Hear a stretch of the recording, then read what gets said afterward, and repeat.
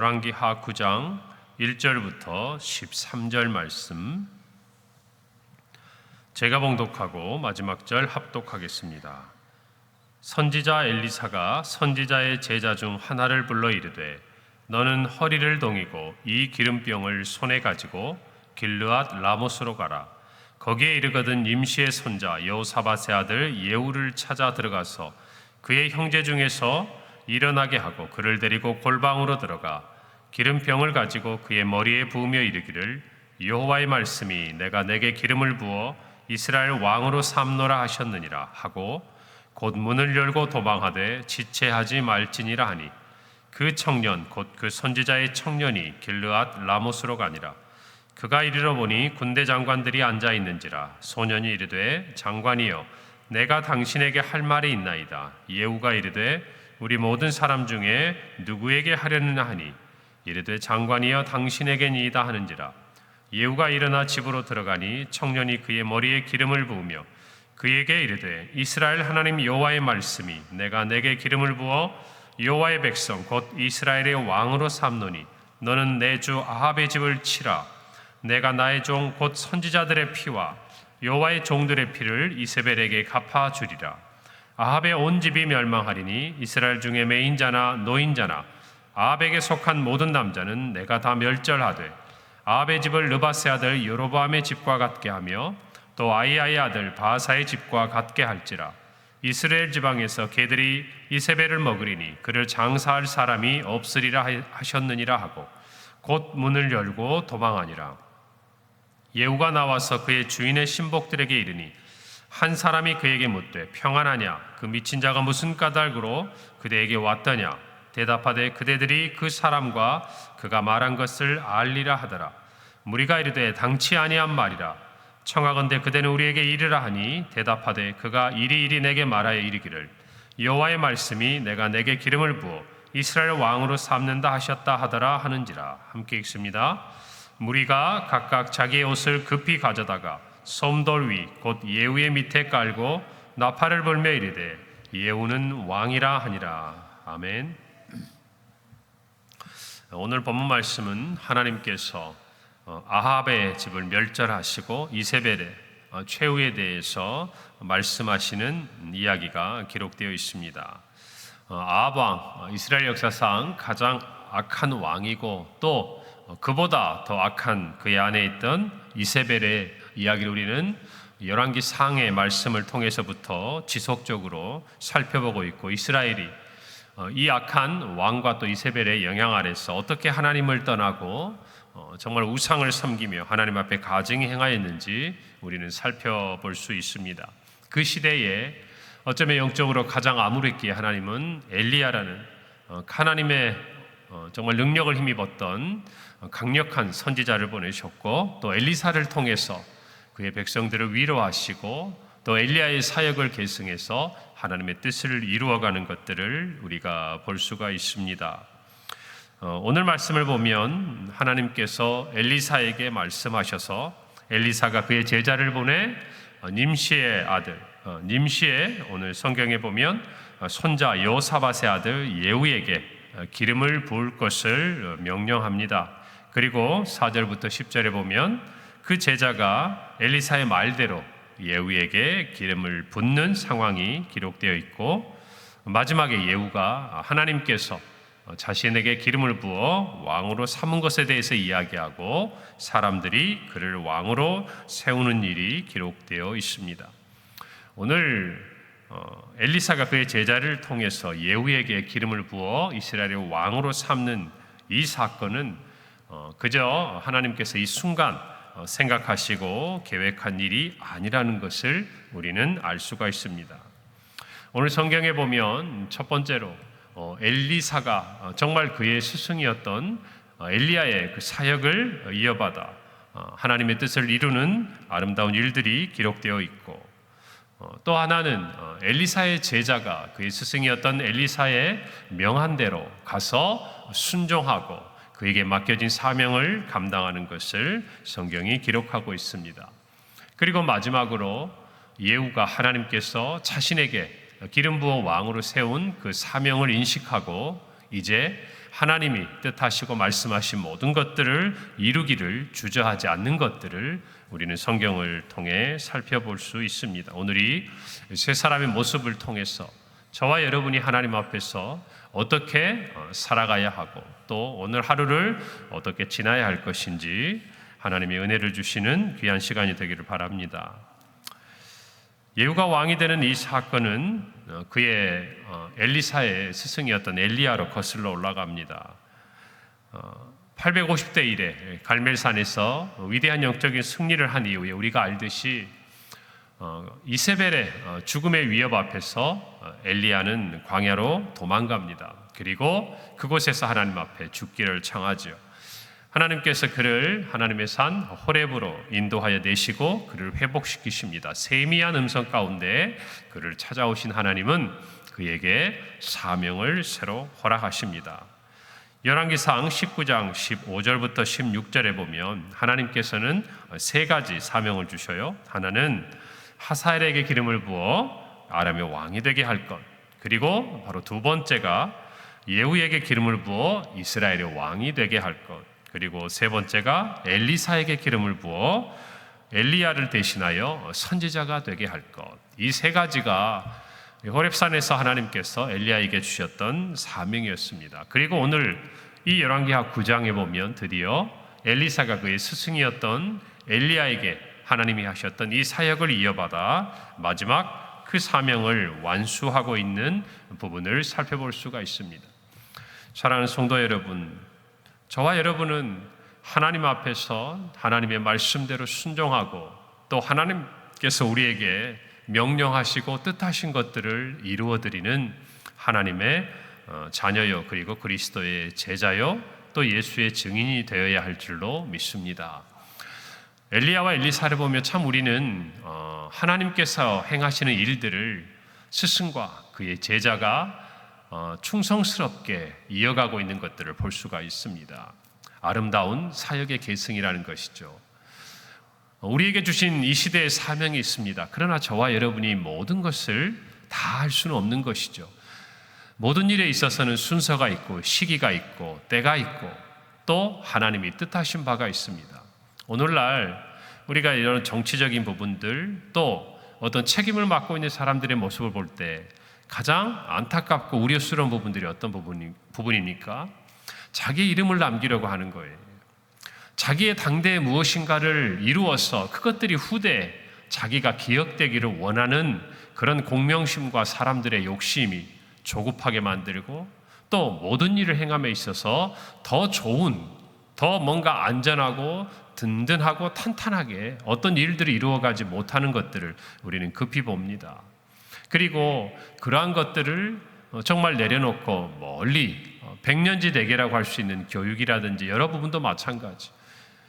내가 그 부분에 어떤 리더가 되고 책임을 맡게 되었을 때 나의 이름을 위해서가 아니라 나의 이름을 나타내기 위해서가 아니라 정말 나라를 생각하고 또 다음에 있는 후대들을 생각하며 내리는 결정들이야말로 나라를 부강하게 합니다. 교회도 마찬가지. 우리가 있는 이때에 무엇인가를 눈에 보이게 드러내고 자랑하고 뽐내는 것, 그것이 아니라 정말 하나님의 나라를 위해서 우리 교회가 어떻게 준비되어야 하고 또 우리 후대가 어떻게 우리에게 하나님께서 주신 이 사명들을 하나님의 때에 하나님의 뜻에 합당하게 행하게 할 것인가 하는 것들을 우리가 잘 고민하고 또 기도하고 또 어떤 면에서는 멀리 내다보고 그런 부분들을 섬기는 일에 있어서 우리 모두는 마음을 하나로 모아야 할 줄로 믿습니다. 여러분, 그래서 저와 여러분도 사실은 우리가 누구보다 충성하고 누구보다 애쓰고 누구보다 이 교회에 오늘이 있기까지 수고하였지만 그럼에도 불구하고 우리는 더 많은 것들을 양보하고 우리의 다음 세대를 위해서 우리가 희생하기를 마다하지 않는 것이죠. 왜 그렇습니까? 크게 보면 그것이 하나님의 나라의 관점에서 살펴볼 수 있기 때문이에요. 우리 당대에서 무엇인가 이루고 끝나는 것이 아니라 하나님의 나라는 영원하기 때문에 그렇습니다. 할렐루야. 그래서 저와 여러분 모두도 정말 우리뿐만 아니라 우리의 다음 세대 우리가 늘 기도하지 않습니까? 여러분, 지난 한 주간도 정말 한 주간이 아니죠. 2주간에 걸쳐서 저희가 태기산에 있는 기도원에 가서 모든 부분들을 새롭게 하는데 참 많이 수고했습니다. 보이지 않게 드러나는 일들이에요. 여러분, 그 일들을 우리가 그저 단순히 그냥 재정적인 측면으로만 생각해 본다면 이거를 우리가 이렇게 다시 들여서 하고 또 많은 사람들이 많이 이용하지 못하는데 어떻게 하나 이런 생각이 들 수도 있죠. 그러나 그 모든 장소와 그곳에 있는 우리의 정말 믿음의 어떤 선조들, 또 우리 평강교회, 우리보다 앞서가고 또 이 자리에 계신 여러분들의 기도와 눈물과 수고와 헌신이 있는 자리이고, 그 자리에서 우리의 자녀들이 마음껏 하나님을 만나고 또 불편함이 없이 하나님 앞에 나아갈 수 있도록 우리가 돕는 것, 또 우리가 정말 아이들을 위해서 섬기는 것, 여러분, 이것이 하나님이 기뻐하시는 일인 줄 믿는 것입니다. 그리고 이 모든 일에 하나님이 뜻하신 때에 가장 좋은 길로 인도하실 줄 믿습니다. 여러분, 그런 마음으로 특별히 이번 주 토요일부터 우리 가운데 함께 시작되는 영유치부 여름 성경학교부터 매주 이어지는 여름 사역 가운데 우리 성도님들의 기도와 또 섬김과 사랑이 가득한 헌신이 함께 있을 줄 믿습니다. 두 번째예요. 엘리사의 명령대로 충성하는 엘리사의 제자가 나옵니다. 오늘 1절에 보니까 선지자 엘리사가 선지자의 제자 중 하나를 불러 이르되 너는 허리를 동이고 이 기름병을 손에 가지고 길르앗 라모스로 가라. 그리고 예후를 찾아가서 골방에 들어가 기름을 그의 머리에 붓고 이스라엘의 왕으로 삼는다는 하나님의 말씀을 전한 다음에 우리가 또 참 눈여겨보는 부분이 바로 도망쳐 오라고 이야기합니다. 무슨 말입니까? 이게 그렇게 정말 평안하고 또 자신에 대해서 호의적이고 또 무엇인가 영광스럽기만 한 그런 사역이 아닐 수 있다라는 것이죠. 어쩌면 엘리사가 가서 해야 할 일이었지만 조심스럽게 이러한 일들이 진행되어야 했기 때문에 엘리사는 그의 제자에게 맡겼습니다. 오늘 11절을 보더라도 제자가 그의 스승이 말한 그대로 행하고 난 다음에 그 주변에 있던 신복들이 이렇게 말합니다. 그 중에 한 사람이 평안하냐? 그 미친 자가 무슨 까닭으로 그대에게 왔더냐? 이게 무슨 말이겠습니까? 호의적이지 않은 거예요. 그리고 이 말이 사람들에게 들려졌을 때 어떤 결과가 나올지 알 수 없는 것이죠. 여러분, 이 일에 대해서 오늘 말씀을 쭉 우리가 살펴보면 이 선지자 엘리사의 제자는 그의 스승의 명령에 그대로 복종합니다. 가서 그가 행한 행동들을 보면 그가 예후를 찾는 과정, 예후에게 가서 골방에 따로 들어가서 그의 집으로 들어가서 하나님의 말씀을 선포하고 기름을 붓는 모든 과정, 그리고 기름을 부은 다음에 지체 없이 그 자리를 떠나는 모든 모습 그대로예요. 하나님께서 엘리사에게 말씀하시고 엘리사가 그의 제자에게 말한 그대로 한눈을 팔지 않습니다. 그가 해야 할 말을 하고 그가 행해야 될 행동을 하고 있는 것을 저와 여러분이 볼 수 있는 거예요. 사랑하는 성도 여러분, 순종이란 이런 거예요. 하나님께서 우리에게 말씀하신 그대로 갈 바를 알지 못하고 가라 하면 가는 것이고, 우리가 이해할 수 없는 어떤 하나님의 말씀에도 하나님의 뜻을 믿고 아브라함처럼 자기 아들 이삭을 드리는 순종을 드리는 것이고, 오늘 이 엘리사의 제자처럼 그의 자신의 어떤 신변에 대해서라든지 또는 어떤 질문이 없어요. 그리고 가서 타협하거나 자신의 생각을 그 안에 개입시키지 않아요. 담대하게 그 상군들이, 군대 장관들이 있는 자리에 나아가서 예후에게 나아가고 그에게 기름을 붓고, 여러분, 예후도 그 말을 들은 다음에 궁금한 게 왜 없었겠습니까? 여러분, 그러나 예후가 하나님 앞에 그 부름을 순종할 수 있도록 그는 지체 없이 자기에게 맡겨진 그 시간대로 순종하고 떠나가는 모습을 저와 여러분은 볼 수 있어요. 성경은 이 사람이 누군지 우리에게 알려주지 않습니다. 다만 많은 숫자였던 엘리사의 제자 중에 한 사람, 어쩌면 엘리사가 믿을 만한, 맡길 만한 충성스러운 제자였겠지요.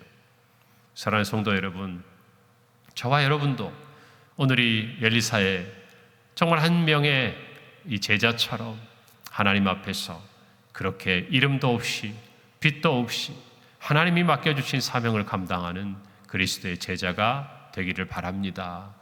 어쩌면 우리 인생에 있어서 우리 이름이 드러나는 그 자리가 우리에게 있어서는 가장 넘어지기 쉬운 자리가 될 수 있다는 것을 잊지 않기를 바랍니다. 그래서 우리의 어떤 이름, 우리의 공로, 그 어떤 것이 아니라 하나님의 뜻만이 이루어질 수 있도록, 하나님의 말씀만이 선포될 수 있도록 충성하는 우리 모든 성도들이 되기를 바랍니다. 마지막으로 하나님께서 기름을 부어 세운 예후의 모습을 우리가 살펴볼 수 있어요. 오늘 7절에 보면 예후에게는 하나님이 이런 사명을 주셨습니다. 너는 내 주 아합의 집을 치라.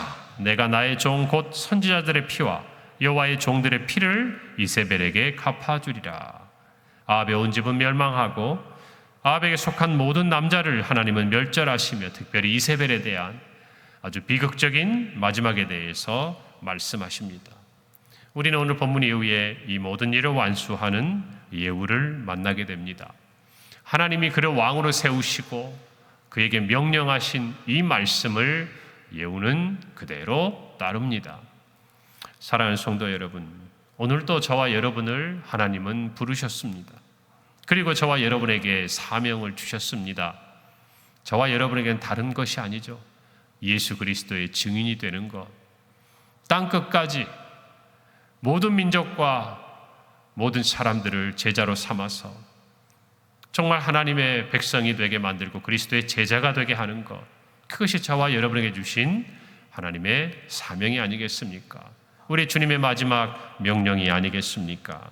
바울의 고백을 우리 마음에 새기기를 바랍니다. 고린도전서 4장 1절에서 2절입니다. 사람이 마땅히 우리를 그리스도의 일꾼이요 하나님의 비밀을 맡은 자로 여길지어다.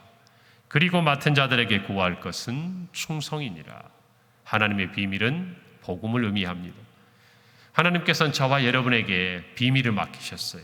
하나님의 비밀. 이 비밀은 사람들은 알 수 없는 것들이었습니다. 그러나 저와 여러분에게는 알게 하셨습니다. 그리고 이것들을 우리로 전하게 하셨습니다. 복음이에요. 사랑하는 성도 여러분, 복음을 전하는 일에 충성하는 우리 평강교회가 되기를 바랍니다.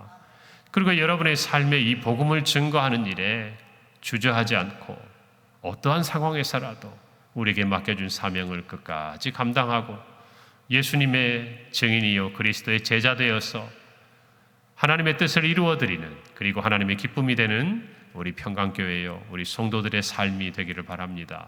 그때에 하나님께서 저와 여러분의 삶을 통해서 또 우리 교회를 통해서 하나님의 뜻하신 모든 것을 이루시리라 믿습니다.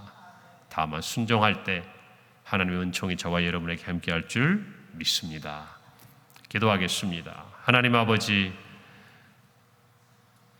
하나님의 때에 하나님의 뜻을 위해 부르시고 세우신 수많은 하나님의 사람들을 우리는 살펴봅니다. 때로는 이름도 빛도 없이 참으로 주께서 행하신 모든 일들을 따르는 모든 사람들의 모습처럼 우리도 하나님의 자녀여 그리스도의 제자가 되어서 하나님이 우리에게 명령하신 복음을 증거하는 모든 일에 힘을 다하는 우리 교회여 성도들이 되게 하여 주시고, 이 복음을 전하며 그에 합당한 삶을 살도록 하나님 우리 모두에게 은혜를 더하여 주시옵소서. 오늘 이 말씀을 붙들고 예수 그리스도의 제자로 다시금 우리의 마음을 새롭게 하고 오늘 우리의 삶의 자리에서 예수의 증인으로 살아가도록 우리 모든 성도들을 붙드시고 성령께서 인도하여 주시옵소서.